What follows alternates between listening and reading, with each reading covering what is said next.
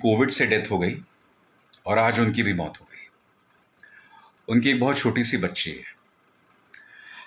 आज से करीब 5 दिन पहले या 4 दिन पहले मैंने एक आदमी को अस्पताल में भर्ती कराया।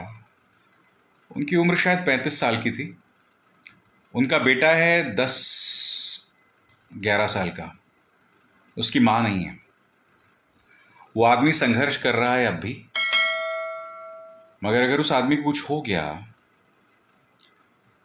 तो वो लड़का पूरी तरह से अकेला। ये जो लड़का है जिसके पिता को मैंने भर्ती करवाया, वो बहुत ही गरीब तबके से आता है। परिवार के परिवार बर्बाद हो रहे हैं। परिवार के परिवार बर्बाद हो रहे हैं। और आप जानते हैं, इस दौर में आप जिस चीज की कमी को महसूस करते हैं, यकीनन हमें ऑक्सीजन चाहिए, हमें बेड्स चाहिए, मगर जिस चीज की हम कमी को महसूस करते हैं वो है करुणा और जवाबदेही। और ये दोनों की उम्मीद हम अपनी सरकार से करते हैं। करुणा यानी कि थोड़ी सी ममता दिखाइए आप।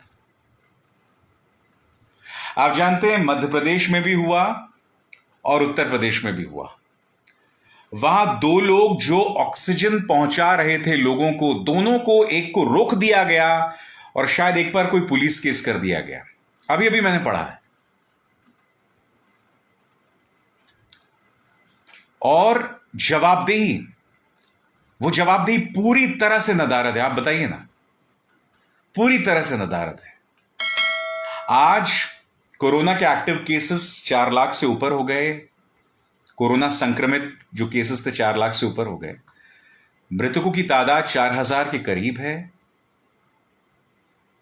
मैं ये समझना चाहता हूं कि इस देश के प्रधानमंत्री को कितने मंच चाहिए लोगों के प्रति संवेदना जताने के लिए, लोगों के प्रति ममता जतलाने के लिए। यानी कि लंदन के किसी मंच पर या अमेरिका के किसी मंच पर लोग मोदी मोदी मोदी करें तो वो चीज आपके एड्रेनलिन को हाई करता है प्रधानमंत्री महोदय। मगर आज जब इस देश की जनता को करुणा की जरूरत है, ममता की जरूरत है, आप पूरी तरह से खामोश हैं। और आप खामोश क्यों हैं? क्योंकि अगर आप जनता के साथ, उसके दर्द के साथ अपनी आवाज को मिलाएंगे तो आपको यह स्वीकार करना पड़ेगा। आपको यह स्वीकार करना पड़ेगा कि हां, एक समस्या है। हां, एक समस्या है। देश का सबसे बड़ा राज्य उत्तर प्रदेश, और उसके मुख्यमंत्री का रवैया देखिए। जो मदद पहुंचा रहा है उस पर आप पुलिस केस कर रहे हो। एक आदमी जो सिलेंडर की मांग कर रहा है, आप उस पर एफआईआर दर्ज कर रहे हो। अमेठी भी हुई ये घटना, आपको पता होगा। मैं यही तो समझना चाहता हूं ना कि योगी जी तो किसी पंडित महंत थे ना, किसी मंदिर में। एक धार्मिक व्यक्ति के अंदर क्या थोड़ी सी भी करुणा नहीं है? थोड़ा सा भी दर्द नहीं है? बहुत ही अजीबोगरीब बात है दोस्तों। देखिए, जवाबदेही तो बहुत दूर की बात है। अभी तक तो मैं सिर्फ करुणा की बात कर रहा हूं। जवाबदेही तो बहुत दूर की बात है। यहां करुणा नाम की कोई चीज नहीं है इनके अंदर।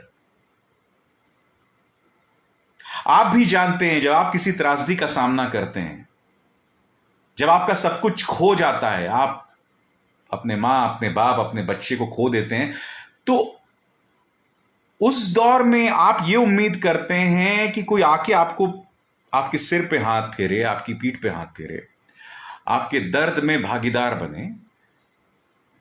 मगर अगर आप पूरी तरह से अकेले तो आप क्या करेंगे बताइए? दिल्ली को 900 मेट्रिक टन ऑक्सीजन की जरूरत है और उन्हें अब जाके 500 मेट्रिक टन ऑक्सीजन की जरूरत पड़ी है। क्यों? अरे, दिल्ली कोई सामान्य राज्य नहीं है। दिल्ली पर तो मोदी सरकार का राज है, क्योंकि अब जो थोड़ी बड़ी ताकत थी अरविंद केजरीवाल के हाथ में, वो आपने एलजी को दे दी।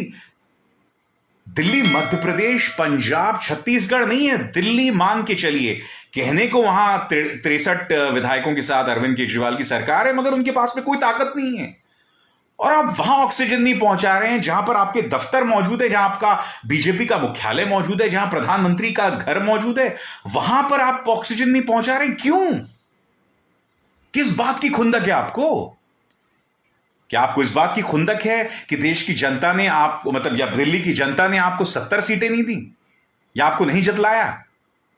या आपको इस बात की खुंदक है कि अरविंद केजरीवाल ने उस दिन मीटिंग के अंदर आपसे यह कह दिया कि हरियाणा सरकार से कहिए कि वो हमें ऑक्सीजन दे, और उसने तमाम चीजों को लाइव करवा दिया? मैं मानता हूं अरविंद केजरीवाल ने सियासत के लिए किया, और मैं कोई अरविंद केजरीवाल को यहां डिफेंड नहीं कर रहा हूं। मैंने अरविंद केजरीवाल की आलोचना की थी, वो ऐसी सोच के आदमी, उन्होंने मुझे अनफॉलो कर दिया ट्विटर पे। वो आलोचना नहीं बर्दाश्त कर पाते हैं, आप ही के जैसे हैं वो। मगर कमाल की बेपरवाही है, कमाल की बेपरवाही है, किसी को परवाह नहीं है यार। इंसान इन हालात में किसकी तरफ देखे, यही नहीं समझ आता हमको। मैं बस यही उम्मीद करता हूं इस नर्क से हम जल्द से जल्द निकलें, क्योंकि देखिए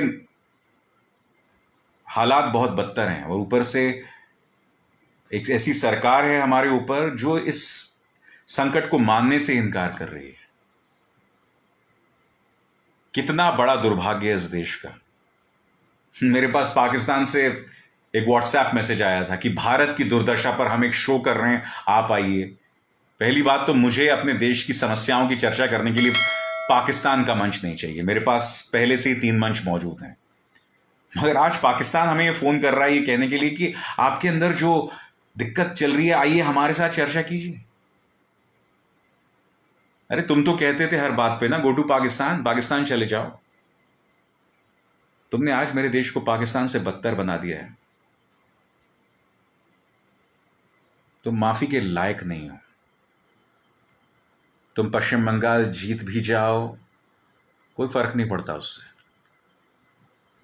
लाशों पर, शमशान घाट पर राज करके तुम करोगे क्या, सोचो।